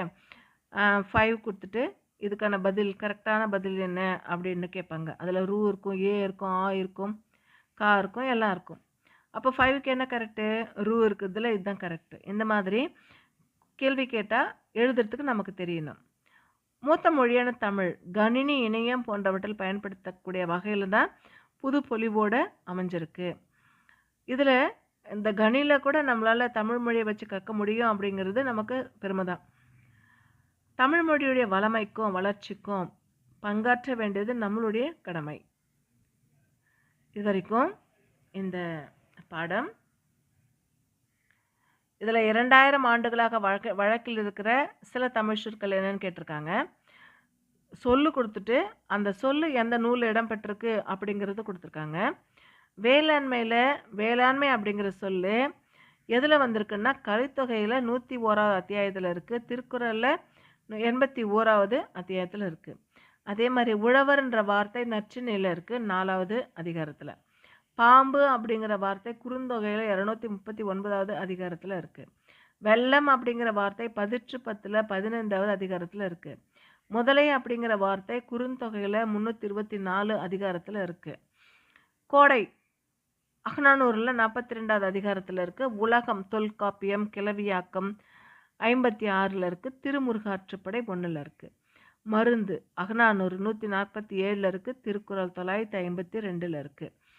அடுத்து ஊர் அன்பு தொல்காப்பியம் களவியலில் 110வது அதிகாரம், திருக்குறள் 84வது அதிகாரம். உயிர் தொல்காப்பியம் கிளவியாக்கம் 56வது, திருக்குறள் 955. மகிழ்ச்சின்றது தொல்காப்பியம் கற்பியலில் 142வது அத்தியாயத்தில் இருக்குது. திருக்குறளில் 531வது அத்தியாயத்தில் இருக்குது. அதே மாதிரி மீனுன்ற வார்த்தை குறுந்தொகையில் 54வது அத்தியாயத்தில் இருக்குது. புகழ் அப்படிங்கிறது தொல்காப்பியம் வேற்றுமையில் 81வது அத்தியாயத்தில் இருக்குது. அரசு அப்படிங்கிறது திருக்குறள் 554வது அத்தியாயம். செய் அப்படிங்கிறது குறுந்தொகையில் 22வது அத்தியாயம். செல் அப்படிங்கிறது தொல்காப்பியம் 75வது புறத்தணையில் இருக்குது. யார் அப்படிங்கிறது பெரும்பானாற்றுப்படையில் 435வது அத்தியாயத்தில் இருக்குது. ஓழி அப்படிங்கிறது தொல்காப்பியம் கிளவியாக்கத்தில் 48ல் இருக்குது. முடி அப்படிங்கிறது தொல்காப்பியம் வினையியல்ல 206வது அத்தியாயத்தில் இருக்குது. இந்த பாக்ஸு ரொம்ப ரொம்ப இம்பார்ட்டண்ட்டு. உங்களுக்கு வந்து இடம்பெறுகின்ற சொல்லும் அது அது அந்த சொல் எந்த நூலில் இடம்பெற்றிருக்கு அந்த மாதிரியும் கேட்பாங்க. இந்த வளர்தமிழ் பாடத்தில் இருக்கிற book back one word questions தான் இப்போ நம்ம பார்க்க போகிறோம். ஃபர்ஸ்ட் ரோமன், சரியான விடையை தேர்ந்தெடுத்து எழுதுக. இதில் ஃபர்ஸ்ட் கொஸ்டின், தொன்மை என்ற சொல்லின் பொருள் என்ன? தொன்மை அப்படிங்கிற சொல்லுடைய பொருள் பழமை அப்படின்னு அர்த்தம். ஒன்றுக்கான பதில் ஆப்ஷன் பி, பழமை. கேள்வி 2, இடப்புறம் என்ற சொல்லை பிரித்து எழுத கிடைப்பது என்ன? இடப்புறம் என்ற சொல்லை பிரித்து எழுத கிடைப்பது இடம் கூட்டல் புறம். சி தான் கரெக்ட். கேள்வி 3, சீரிழமை என்ற சொல்லை பிரித்து எழுத கிடைப்பது என்ன? சீரிழமை என்ற சொல்லை பிரித்து எழுத கிடைப்பது சீர்கூட்டல் இளமை. கேள்வி 4, சிலம்பு கூட்டல் அதிகாரம் என்பதனை சேர்த்து எழுத கிடைக்கிற சொல் என்ன? சிலம்பு கூட்டல் அதிகாரம் என்பதனை சேர்த்து எழுத கிடைக்கிற சொல் சிலப்பதிகாரம். கேள்வி 5, கணினி கூட்டல் தமிழ் என்பதனை சேர்த்து எழுத கிடைக்கிற சொல் என்ன? கணினி கூட்டல் தமிழ் என்பதனை சேர்த்து எழுத கிடைக்கிற சொல் கணினி தமிழ். பி தான் கரெக்ட். கேள்வி 6, தமிழ்மொழி போல் இனிதாவது எங்கும் காணோம் என்று பாடியவர் யாரு? தமிழ்மொழி போல் இனிதாவது எங்கும் காணோம் என்று பாடியவர் பாரதியார். பி தான் கரெக்ட். கேள்வி 7, மா என்ற சொல்லிட பொருள் என்ன? மா அப்படின்னா பெரிய ஒரு வார்த்தை, ஒரு வார்த்தையில் சொல்கிறது. மா அப்படின்னா விலங்குன்னு அர்த்தம். அடுத்து கோடிட்ட இடத்தை நிரப்புக. 1, நாம் சிந்திக்கவும் சிந்தித்தை வெளிப்படுத்தவும் உதவுவது எது அப்படின்னா மொழி தான். நம்ம என்ன நினைக்கிறோமோ அது வந்து லாங்குவேஜ் தெரிஞ்சால் தான் நம்மளால் பேச முடியும். இப்போ தமிழ் தெரிஞ்ச ஒருத்தர் ஹிந்தி தெரியாத பக்கத்தில் ஒருத்தர் இருக்கிறாங்க அப்படின்னா பேச முடியாது இல்லையா? நம்ம நினச்சா கூட பேச முடியாது. அப்போ அந்த இடத்துல என்ன வேணும் அப்படின்னா மொழி இருக்கணும். மொழி தெரிஞ்சால் மட்டும்தான் நம்மளால் பேச முடியும். செகண்டு, தமிழில் நமக்கு கிடைத்துள்ள மிக பழமையான இலக்கண நூல் எது அப்படின்னா தொல்காப்பியம். 3, மொழியை கணினியில் பயன்படுத்த வேண்டும் அப்படின்னா அஃது அடிப்படையில் வடிவமைக்கப்படணும். எந்த மாதிரி வடிவமைச்சிருக்கணும் அப்படின்னா எண்களின் அடிப்படையில் வடிவமைச்சிருக்கணும். அடுத்து சொற்களை சொந்த தொடரில் அமைத்து எழுதுகன்னு கொடுத்துருக்காங்க. 1, தனிச்சிறப்பு. தனிச்சிறப்பு அப்படின்னா ஸ்பெஷாலிட்டி. நம்ம என்ன வேணாலும் எழுதலாம். அதாவது நம்மளே சென்டென்ஸ் ஃபார்ம் பண்ணி எழுதுறது. தஞ்சை பெரிய கோவில் தமிழகத்தில் மிக சிறந்த கோவில் அப்படி எழுதலாம். தனிச்சிறப்பு அப்படின்னா நம்ம தமிழ் பாடத்தில் படிக்கிறது எனக்கு தனிச்சிறப்பு அனுபவம் உண்டு. அந்த மாதிரி நம்ம என்ன எழுதினாலும் கரெக்டு தான். நம்ம அதுக்கேற்ற மாதிரி சென்டென்ஸு கரெக்டாக ஃபார்ம் பண்ணி எழுதணும். அடுத்து நாள்தோறும். நாள்தோறும் அப்படின்றது இறை வழிபாடு செய்வது நல்லது. நாள்தோறும் இறை வழிபாடு செய்வது நல்லது. குருவினால கேள்வி 1, தமிழ் ஏன் மூத்த மொழி என்று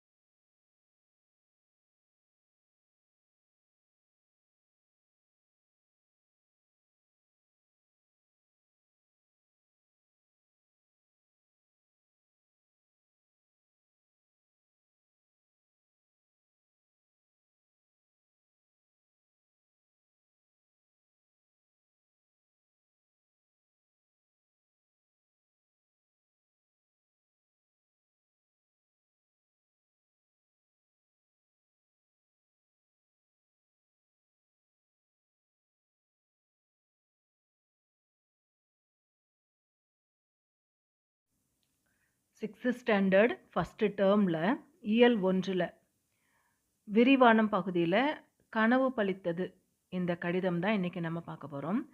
ஃபர்ஸ்ட் இயல்ல ஃபர்ஸ்ட் செம்முல 5 பாடம் இருக்கு.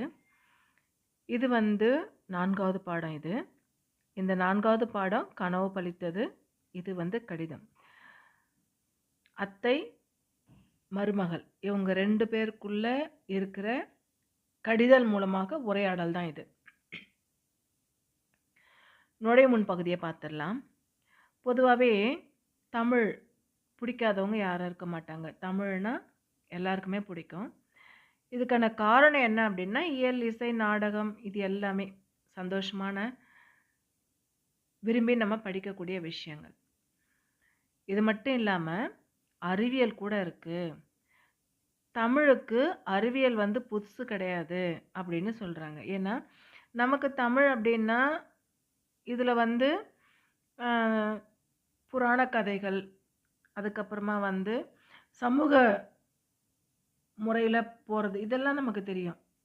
ஆனால் சயின்ஸும் இருக்குது. இது சயின்ஸ் நமக்கு தமிழுக்கு புதுசு கிடையாது அப்படின்னு சொல்கிறாங்க. அப்போது சயின்ஸ் எப்படி தமிழுக்குள்ளே வந்தது அப்படின்ற ஒரு எண்ணம் வரும்ல. இது இலக்கியங்கள் மூலமாக பல நூற்றாண்டுகளாகவே நமக்கு சொல்லப்பட்டிருக்கு. சயின்ஸ் தமிழில் கலந்து நமக்கு அறிவுறுத்தப்பட்டிருக்கு. என்னென்ன இலக்கியங்களில் சயின்ஸை நமக்கு தெரியப்படுத்திருக்காங்க அப்படிங்கிறத பார்த்துடலாம். மதுரையிலேருந்து அத்தைக்கு கடிதம் எழுதுகிறாங்க. பொதுவாகவே ப்ரொசீஜர் நம்ம ஃபாலோ பண்ணுவோம்ல. வணக்கம், நான் நலம், நீங்கள் நலமா, இந்த மாதிரி நம்ம பேசுவோம்ல. அந்த மாதிரி இவங்களும் எழுதுகிறாங்க. இவங்க இவங்களுடைய ஆம்பிஷன் கிடச்சிருச்சு. சின்ன வயசுலேருந்து சயின்டிஸ்டாக போகணும் அப்படிங்கிற ஆம்பிஷனை இவங்க ஜெயிக்கிறாங்க. அதை கிடச்சிருது அவங்களுக்கு. அந்த ஒரு சந்தோஷத்தில் இவங்க அத்தைக்கு லெட்டர் எழுதுகிறாங்க. என்ன சொல்லி எழுதுகிறாங்கன்னா, எனக்கு சின்ன வயசுலேருந்து நான் சயின்டிஸ்டாக போகணும்னு ஆசை. அந்த ஆசை நிறைவேறுக்கு இதுக்கு காரணம் நீங்கள் தான். நாளைக்கு நான் சதீஷ் தவானுக்கு விண்வெளி ஆய்வு நிறுவனத்துக்கு நான் வேலையில் போய் சேர போகிறேன். இந்த மகிழ்ச்சியான நேரத்தில் உங்களை தான் நான் நினச்சிக்கிட்டேன். உங்களுக்கு நான் நன்றி சொல்லணும் அப்படின்னு சொல்லிட்டு, நான் 6ஆம் வகுப்பு படிக்கும்பொழுது உங்களுக்கு ஒரு கடிதம் எழுதியிருந்தேன் இல்லையா, அது ஞாபகம் இருக்கா அப்படின்னு சொல்லிட்டு அவங்க கேட்குறாங்க. அன்புள்ள அத்தை, அவங்க எழுதுனது இந்த இடத்துல சொல்கிறாங்க. நான் நலம், நீங்கள் நலமா?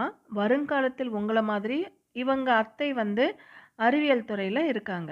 அதனால் உங்களை மாதிரி நான் அறிவியல் துறையில் வேலை பார்க்கணும். ஆனால் எல்லாருமே என்னை கேலி பண்ணுறாங்க. என்ன சொல்கிறாங்க அப்படின்னா, ஒரு அரசு பள்ளியில் படிக்கிறவங்க சயின்டிஸ்ட் ஆக முடியுமா? உன்னால் முடியாது அப்படின்னு எல்லாருமே என்னை சொல்கிறாங்க. அதாவது ஒரு நெகட்டிவாக சொல்கிறாங்க. என்னால் முடியாது அப்படின்னு சொல்லிட்டு. என்னுடைய கனவு நிறைவேறுமா? எனக்கு ஒரு வழி சொல்லுங்க அப்படின்னு சொல்லிட்டு அத்தைக்கு இன்சுவை, இந்த மாணவியோட பேர் இன்சுவை, எழுதுகிறாங்க லெட்டரு. அதுக்கப்புறமா நீங்கள் எனக்கு தொடர்ந்து லெட்டர் எழுதியிருந்தீங்க. அந்த லெட்டரில் என்னை ஊக்கப்படுத்துகிற மாதிரி தான் நிறைய விஷயங்கள் இருந்தது. அப்போது அதோடு சேர்ந்து என்னோடய கனவுகளும் கொஞ்சம் கொஞ்சமாக வளர ஆரம்பிச்சது. தமிழ் மீடியமில் அரசு பள்ளியில் படிக்கிறவங்க கூட சாதிக்கலாம் அப்படிங்கிற எனக்குள்ளே விதைச்சது நீங்கள் தான். அதனால் உங்களுடைய கடிதங்களை நான் அப்பப்போ படிச்சுக்கிட்டு இருப்பேன் அப்படின்னு இந்த இன்சுவை அப்படிங்கிற பெண் சொல்கிறா. இடம் சென்னையிலேருந்து இவங்க லெட்டர் எழுதுகிறாங்கல்ல, சின்ன வயசாக இருக்கும்போது அது திருப்பி லெட்டர் எழுதுகிறாங்கல்ல, அந்த லெட்டர் இது 2006 அவங்க எழுதியிருக்காங்க. அன்புள்ள இன்சுவை, அவங்க சொல்கிறாங்க, சின்ன ஊக்கப்படுத்தினாங்க அப்படின்னு சொல்லிட்டு அந்த லெட்டரில் சொல்கிறாங்கல்ல, அதை இந்த இடத்துல கொடுக்குறாங்க. எந்த மாதிரினா அவங்க ஊக்கப்படுத்தினாங்க அப்படிங்கிறத நமக்கு தெரிவிக்கிறாங்க. நான் நலமாக இருக்கேன். உன்னுடைய கடிதம் கிடைச்சது. 6ஆம் வகுப்புலேயே உன்னுடைய எதிர்கால இலக்கை நீ உருவாக்கிக்கிட்ட. என்னவா நீ ஆகணும் அப்படிங்கிறத நீ டிசைட் பண்ணிட்ட. ரொம்ப சந்தோஷம். தமிழ்ல படிச்சா சாதிக்க முடியாது அப்படின்னு எதுவுமே கிடையாது. நம்மளுடைய நெறைய சாதனைகள் எல்லாமே வந்து தமிழ்ல படிச்சுட்டு வந்து தான் சாதனை பண்ணிட்டு இருக்காங்க. அதனால தமிழ் மொழி அப்படிங்கிறது ஒரு தடை கிடையாது. அரசு கல்லூரி, அரசு பள்ளி அப்படிங்கிறது ஒரு தடை கிடையாது. நமக்கு திறமையும், நமக்கு வந்து அம் விடாமுயற்சி இருந்தாலே நம்ம வந்து ஜெயிக்கலாம் அப்படின்னு சொல்றாங்க. நீண்ட நெடுங்காலமாகவே அறிவியல் சிந்தனைகளோட விளங்கியவங்க நம்மளுடைய தமிழர்கள். அதுக்கான இலக்கியங்கள் நெறைய வந்திருக்கு, புத்தகங்கள் மூலமாக அப்படின்னு சொல்றாங்க. நிலம், நீர், நெருப்பு, காற்று, ஆகாயம் இது எல்லாமே கலந்து தான் இந்த உலகம் அப்படிங்கிறது அறிவியல் உண்மைதான். ஏன்னா சயின்டிஃபிக்கா நம்ம பார்க்கும் பொழுது 5 பூதங்களும் இல்ல அப்படின்னா இந்த உலகம் கிடையாது. இதுதான் வந்து தொல்காப்பியர் அவருடைய தொல்காப்பியம் அப்படின்ற நூல்ல கூட இத வந்து சொல்லியிருப்பாரு. அப்போ அறிவியல் பூர்வமாக நிலம், நீர், நெருப்பு, காற்று, ஆகாயம் இது எல்லாமே கலந்தது தான் உலகம் அப்படின்னு யார் சொன்னது? எந்த நூல்ல சொன்னது? அப்படி கேள்வி வரும் உங்களுக்கு. தொல்காப்பியர் தான் வந்து சொல்றாரு. எந்த நூல்ல சொல்றாரு அப்படின்னும் பொழுது, தொல்காப்பியம் அப்படிங்கிற அவர் எழுதின நூல்ல சொல்றாரு. அதுதான் வந்து உலக உயிர்களை ஓரறிவு முதல் ஆறறிவு வரை வகைப்படுத்தியும் சொல்லியிருக்காரு. அதே மாதிரி கடல் நீர் ஆவியாகி மேகமாக போகும். அதுக்கப்புறம் மேகம் குளிர்ந்து மழையாக வரும். இது வந்து எந்தெந்த இலக்கியங்கள் சொல்லியிருக்கு அப்படின்னு பார்க்கும் பொழுது, முல்லைப்பாட்டு, பரிபாடல், திருக்குறள், கார்நாற்பது, திருப்பாவை இது எல்லாமே சொல்லியிருக்கு. திரவ பொருட்களை எவ்வளவு அழுத்தினாலும் நமக்கு வந்து அமுங்காது. இப்போ ஒரு பவுல் ஃபுல்லா தண்ணி எடுத்து வச்சுட்டு, ஒரு டப்பா ஃபுல்லா தண்ணி எடுத்து வச்சுட்டு, அத அழுத்துனா அமுங்காது. இல்லையா? ஏன்னா அதோட கெப்பாசிட்டி ஒரே மாதிரி தான் இருக்கும். அப்படிங்கிறது சயின்டிஃபிக்கா சொல்றது தான். அதே மாதிரி ஆழ அமுக்கி முகத்தினும் ஆழ்கடல் நீர் நாழி முகவாது நாழி அப்படின்னு ஔவையார் அவருடைய பாடல சொல்லியிருக்காங்க. போர்க்களத்துல மார்பில் புண்பட்டு இப்போ இருக்கிற மாதிரி மெடிக்கல் அட்வான்டேஜ் எல்லாம் அப்போ கிடையாதுல்ல. அப்போ போர்க்களத்துல மார்பில் புண்படுறது இயல்பு தான். வீரர் ஒருத்தருடைய காயத்தை வெண்ணிற ஊசியால தச்சு அந்த புண்ணை ஆத்திருக்காங்க. இது வந்து எந்த நூல் சொல்லுதுன்னா பதிற்று பத்து சொல்லுது. அதே மாதிரி சுறாமீன் வந்து தாக்குனதுனால அதுல புண்ணு ஏற்படுது. ஏன்னா அழுத்தி வந்து அடிக்குது இல்லையா? அதுல வந்து புண்ணு ஏற்படுது. அந்த புண்ண நரம்புனால தைத்த செய்தி கூட எதுல சொல்லப்பட்டிருக்கு? நற்றிணையில சொல்லப்பட்டிருக்கு. இந்த மாதிரி முற்கால இலக்கியங்கள் இது எல்லாமே அறுவை சிகிச்சை, மருத்துவத்துக்கான இன்றைய கூறுகள் எல்லாமே அதில் நம்மளுக்கு ஆச்சரியத்தை கொடுக்குது. இங்க நிலம், நீர், வலி, விசும்போடு ஐந்தும் கலந்த மயக்கம் உலகம் ஆதலில் இது வந்து தொல்காப்பியர் சொல்றாரு. அதே மாதிரி கடல் நீர் முகந்த கமஞ்சூழ் எழில் இது வந்து கார்நாற்பது சொல்லியிருக்கு. நெடு வெள்ளூசி நெடுவசி பரந்த வடு இது பதிற்று பத்து சொல்லியிருக்கு. கோட்சுறா எரிந்த சுருங்கிய நரம்பின் முடிமுதற் பரதவர் இது வந்து நற்றினை சொல்லியிருக்கு. இதே மாதிரி இந்த வார்த்தை கொடுத்துட்டு இந்த வார்த்தை எதுல சொல்லுது? பதிற்று பத்தா, கார்நாற்பதா, தொல்காப்பியமா இந்த மாதிரி உங்களுக்கு ஆப்ஜெக்டிவ்ல கொஸ்டின்ஸ் வரும். அதே மாதிரி தொலைவில் இருக்கிற பொருட்களை உருவத்தை வச்சு அதை பார்க்கக்கூடிய இது வந்து கலீலியோ தான் சொல்லியிருக்காரு. இந்த கருத்தை எதுல சொல்றாங்க அப்படின்னா திருவண்ணாமலை அப்படின்ற நூல்ல கபிலர் எழுதிய பாடல்ல சொல்லப்பட்டிருக்கு.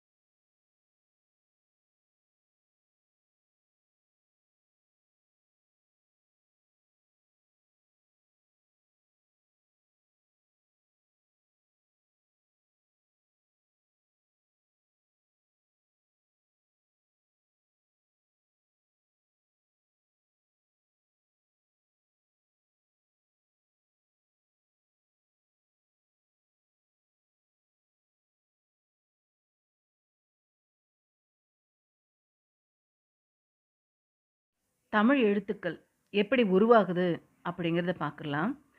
இது வந்து 6th ஸ்டாண்டர்ட் ஃபர்ஸ்ட் டேர்மில் இயல் 1ல் கடைசி பாடம். ஃபஸ்ட்டு டேர்மில் இயல் 1ல் மொத்தம் 5 பாடங்கள் இருக்குது. இந்த 5 பாடங்களில் தமிழ் எழுத்துக்களுடைய வகையும் தொகையும் அப்படிங்கிறது கடைசி பாடம். இலக்கண பகுதி இது. எழுத்துக்கள் எப்படி உருவாகுது அப்படிங்கிறது பார்த்துடலாம். மனிதன் வந்து சும்மா இருக்க மாட்டான், எதையாவது வந்து அப்சர்வ் பண்ணிகிட்டே இருப்பான். அப்படி அப்சர்வ் பண்ணிகிட்டே இருக்கும் பொழுது தான் எல்லா விஷயங்களும் தோணுமே. நம்ம சைலண்ட்டாக இருக்கிறோம் அப்படின்னா, ஏதோ ஒரு இடத்துல உட்காந்துட்ருக்கோம், படுத்துட்ருக்கோன்னா கூட நம்ம மனசு சும்மா இருக்காது, நம்மளோட மூளை சும்மா இருக்காது, எதையாவது யோசிச்சுக்கிட்டே இருக்கும். அப்படி ஒவ்வொரு பொருளையும் யோசிச்சு தான் அப்படி ஒவ்வொரு பொருளையும் யோசிச்சு தான் மனிதன் வந்து நிறைய விஷயங்களை கண்டுபிடிக்கிறான், கவனிக்கிறான். அந்த மாதிரி கண்டுபிடிப்புகளில் ஒன்று தான் எழுத்துக்களும். ஒரு மொழியை பேசுறதுக்கும் எழுதுறதுக்கும் ட்ரெயின் பண்ணுறான். இப்படி தான் இந்த வார்த்தைகள் பேசணும், சொற்கள் இப்படி தான் உருவாக்கணும் அப்படின்னு ட்ரெயின் பண்ணுறான். அப்படி அவன் செதுக்கி செப்பனிட்ட ஒரு முறை தான் இலக்கணம் அப்படிங்கிறது. தமிழ் மொழியில் இலக்கண வகைகள் மொத்தம் எத்தனை அப்படின்னு பார்த்துடலாம். மொத்தம் 5 வகையான இலக்கணம் இருக்குது. அது என்னென்ன அப்படின்னு பார்க்கும் பொழுது எழுத்திலக்கணம், சொல்லிலக்கணம், பொருளிலக்கணம், யாப்பிலக்கணம், அணி இலக்கணம், மொத்தம் 5 வகையான இலக்கணம் இருக்குது. இந்த மாதிரி உங்களுக்கு டெட்டு, டிஎன்பிஎஸ்சி, டிஆர்பிலெலாம் கேட்பாங்க. தமிழ் மொழியுடைய இலக்கண வகைகள் எத்தனை அப்படின்னு கேட்கும் பொழுது 5 வகை இருக்குது. அது என்னென்ன வகைகள் அப்படின்னும் பொழுது எழுத்திலக்கணம், சொல்லிலக்கணம், பொருளிலக்கணம், யாப்பிலக்கணம், அணி இலக்கணம். அடுத்து எழுத்து. எழுத்து எப்படி உருவாகுது அப்படின்னா, நம்மளுடைய ப்ரொனன்சியேஷன், சவுண்டு, நம்ம சொல்கிறோம் இல்லையா, அந்த சவுண்ட் எஃபெக்ட் வச்சு தான் எழுத்துக்கள் வந்து நெடில் எழுத்தா குறில் எழுத்தா அப்படின்னு பிரிக்கிறாங்க. உயிரெழுத்துக்கள், மொத்த உயிரெழுத்துக்கள் எத்தனை? 12 இல்லையா? உயிருக்கு முதன்மையானது எதுன்னா காற்று. காற்று இல்லைன்னா உயிர் வாழ முடியாது. சுவாசிப்பு இல்லைன்னா அவன் வந்து செத்து போயிட்டான். அப்படிதான் இயல்பாக காற்று வெளிப்படும் பொழுது உயிரெழுத்துக்கள் பிறக்கிறது. மனிதன் வந்து சுவாசிக்கும் பொழுது இயல்பாக இருக்கிற நிலையில் அந்த சொல்லும் பொழுது அந்த உயிரெழுத்துக்கள் பிறக்குது. வாயை திறந்தா வருகின்ற எழுத்துக்கள் 12 எழுத்துக்களும் உயிரெழுத்துக்கள். அப்போது இந்த உயிரெழுத்துக்கள் எல்லாமே எங்கே உருவாகுது அப்படின்னா வாய் பகுதியில் உருவாகுது. எப்படி? வாயை திறக்கிறது, உதடுகளை விரிக்கிறது, உதடுகளை குவிக்கிறது, இந்த மாதிரியான செயல்பாடுகளில் உயிரெழுத்துக்களான ஆ முதல் ஔ வரை இருக்கிற உயிரெழுத்துக்களான 12 உயிரெழுத்துக்களும் பிறக்குது. இந்த பிக்சர் கொடுத்துருக்காங்க பாருங்க. அ, ஆ, இ, ஈ, உ, ஊ, எ, ஏ, ஐ, ஒ, ஓ, ஔ இருக்குல்ல. இந்த ஒலித்து பார்த்து உணர்வோம் அப்படிங்கிறது. இந்த அ, இ, உ, எ, ஓ இது எல்லாமே குறுகி வருகின்ற ஓசை. அதனால இது வந்து குறில் எழுத்துக்கள் அப்படி சொல்கிறோம். ஆ, ஈ, ஊ, ஏ, ஐ, ஓ, ஔ இது எல்லாமே நீண்டு ஒலிக்கிற எழுத்துக்கள். அதனால் நெடில் எழுத்துக்கள் சொல்கிறோம். அப்போ குறில் எழுத்துக்கள் எத்தனை? 5. நெடில் எழுத்துக்கள் எத்தனை? 7. இந்த மாதிரி கூட உங்களுக்கு எக்ஸாம் ஓரியன்டாக கேட்பாங்க. அடுத்து குறுகி ஒலிக்கிற 5மே குறில் எழுத்துக்கள் அப்படின்னு சொல்கிறோம். நீண்டு ஒலிக்கிற எழுத்துக்கள் எல்லாமே நெடில் எழுத்துக்கள் அப்படின்னு சொல்கிறோம். இந்த ஒவ்வொரு எழுத்தையும் உச்சரிக்கிறதுக்கு கால அளவு இருக்குது. எழுத்தை வந்து உச்சரிக்கிறதுக்கு எடுத்துக்கிற கால அளவு தான் நம்ம வந்து குறில் எழுத்து, நெடில் எழுத்து அப்படின்னு பிரிக்கிறோம். இப்போ மாத்திரை பார்த்துடலாம். மாத்திரை அப்படிங்கிறது இங்கே ஒலிக்கிற கால அளவை சொல்லி வருது. ஒரு மாத்திரை அப்படிங்கிறது ஒரு முறை கண் இமைக்கவோ கை நொடிக்கவோ எடுக்கின்ற கால அளவு தான் ஒரு மாத்திரை அப்படின்றது. குறில் எழுத்தை ஒலிக்கிற கால அளவு ஒரு மாத்திரை. குறில் எழுத்துன்னு என்ன சொன்னோம்? ஆ, இ, உ, ஏ அதெல்லாம் சொன்னோம்ல. குறுகிய ஒலி உடையது அப்படின்னு. அதுக்கு வந்து 1 மாத்திரை அளவு எடுத்துக்குது. நெடில் எழுத்து வந்து ஒலிக்கிறதுக்கு 2 மாத்திரை. ஆ, ஈ, ஏ அப்படின்னு வருது இல்லையா? அதுக்கு வந்து 2 மாத்திரை. மெய் எழுத்து. மெய் அப்படிங்கிறது உடம்பு என பொருள்படும்.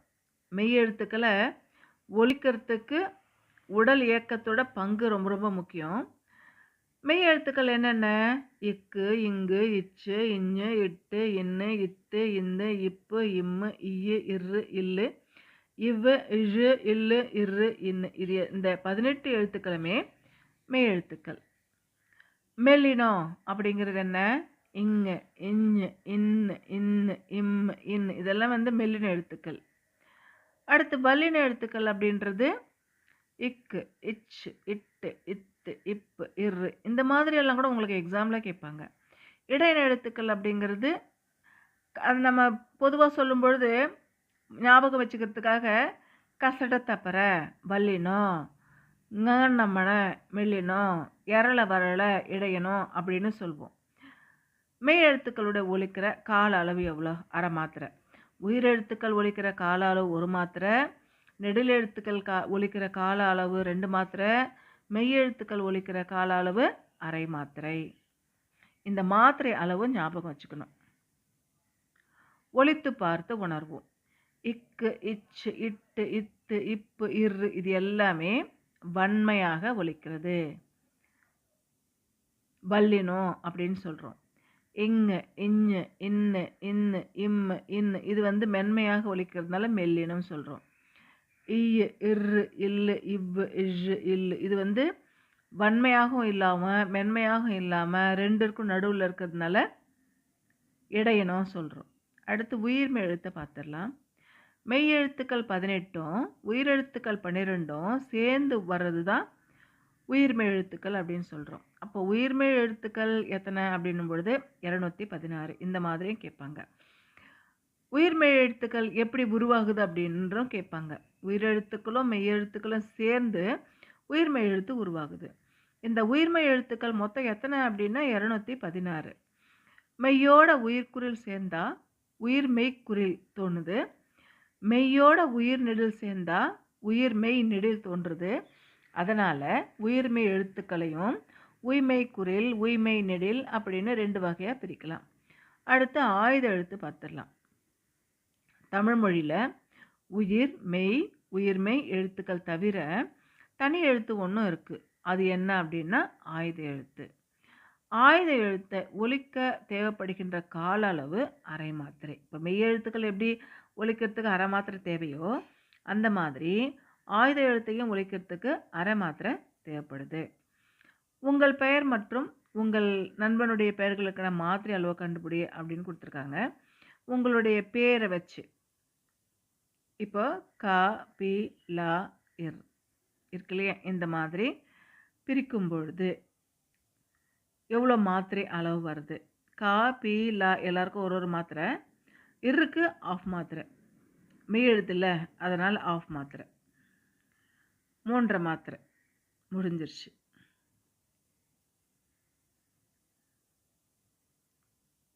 இதோட இந்த பாடம் முடியுது. வர பாடம் இந்த பாடத்தில் வர்ற book back one word questions தான் இப்போ நம்ம பார்க்க போகிறோம். கொடுக்கப்பட்டுள்ள மாத்திரை அளவுக்கேற்ப சொற்களை எழுதுகன்னு கேட்டிருக்காங்க. கேள்வி 1 உயிரெழுத்தில் தொடங்கும் 2 மாத்திரை அளவுள்ள சொல் எதுன்னு கேட்டிருக்காங்க. இதில் 2 மாத்திரை அளவுள்ள சொல் அது எழுதினாலும் 2 மாத்திரை தான், இது எழுதினாலும் 2 மாத்திரை தான். கேள்வி 2 2 மாத்திரை அளவுள்ள ஓரெழுத்து சொல் எது அப்படின்னு பார்க்கும்பொழுது கோ. கோன்னா அரசன். ஏன்னா கோ நீட்டி வருது இல்லையா? அதனால் அது வந்து 2 மாத்திரை.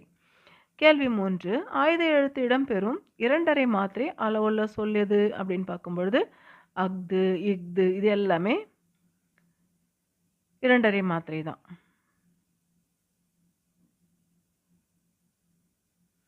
அடுத்து கீழ்காணும் பக்தியை படித்து வினாக்களுக்கு விடை தருகன்னு கேட்டிருக்காங்க. இதுவும் ஒன் வேர்டு தான். 1 பழமொழியின் சிறப்பு டேஷ் சொல்வது எது அப்படின்னா சுருங்க சொல்வது தான் பழமொழியுடைய சிறப்பு. கேள்வி 2 நோயற்ற வாழ்வை தருவது எது அப்படின்னு பார்க்கும்பொழுது சுத்தம் தான் நோயற்ற வாழ்வை கொடுக்கும். கேள்வி 3 உடல் நலமே டேஷ் அடிப்படை. உடல் நலமே உழைப்புக்கு அடிப்படை. 3க்கான பதில் உழைப்புக்கு. கேள்வி 4 உழைத்து தேடிய பொருளால் நாம் பெறுவன யாவை? உழைத்து தேடிய பொருளால் நாம் பெறுவன உணவு, உடை, உறைவிடம். இது எல்லாமே உழைத்து நாம வாங்கிக்கிறது. அடுத்து கேள்வி 5 பத்திக்கு பொருத்தமான தலைப்பை தருக. இந்த பேராகிராஃப்க்கு எது பொருத்தமான தலைப்பு அப்படின்னு பார்க்கும் பொழுது பழமொழியின் சிறப்பு தான் இந்த பேராகிராஃப்க்கு பொருத்தமான தலைப்பு. இந்த இலக்கண பகுதியில் இருக்கிற குருவினாவை தான் நாம் பார்க்க போகிறோம். குருவினா கேள்வி 1 தமிழ் இலக்கணம் எத்தனை வகைப்படும்? அவையாவை. தமிழ் இலக்கணம் எத்தனை வகைப்படும் பார்த்துடலாம். இதுக்கான பதில் பேஜ் நம்பர் 18ல் இருக்கு. தமிழ் மொழியின் இலக்கண வகைகள் இருக்குல்ல, எழுத்து இலக்கணம், சொல் இலக்கணம், பொருள் இலக்கணம், யாப்பிலக்கணம், அணி இலக்கணம். அப்போது தமிழ் மொழியுடைய இலக்கணம் 5 வகைப்படும். கேள்வி 1க்கான பதில் இது.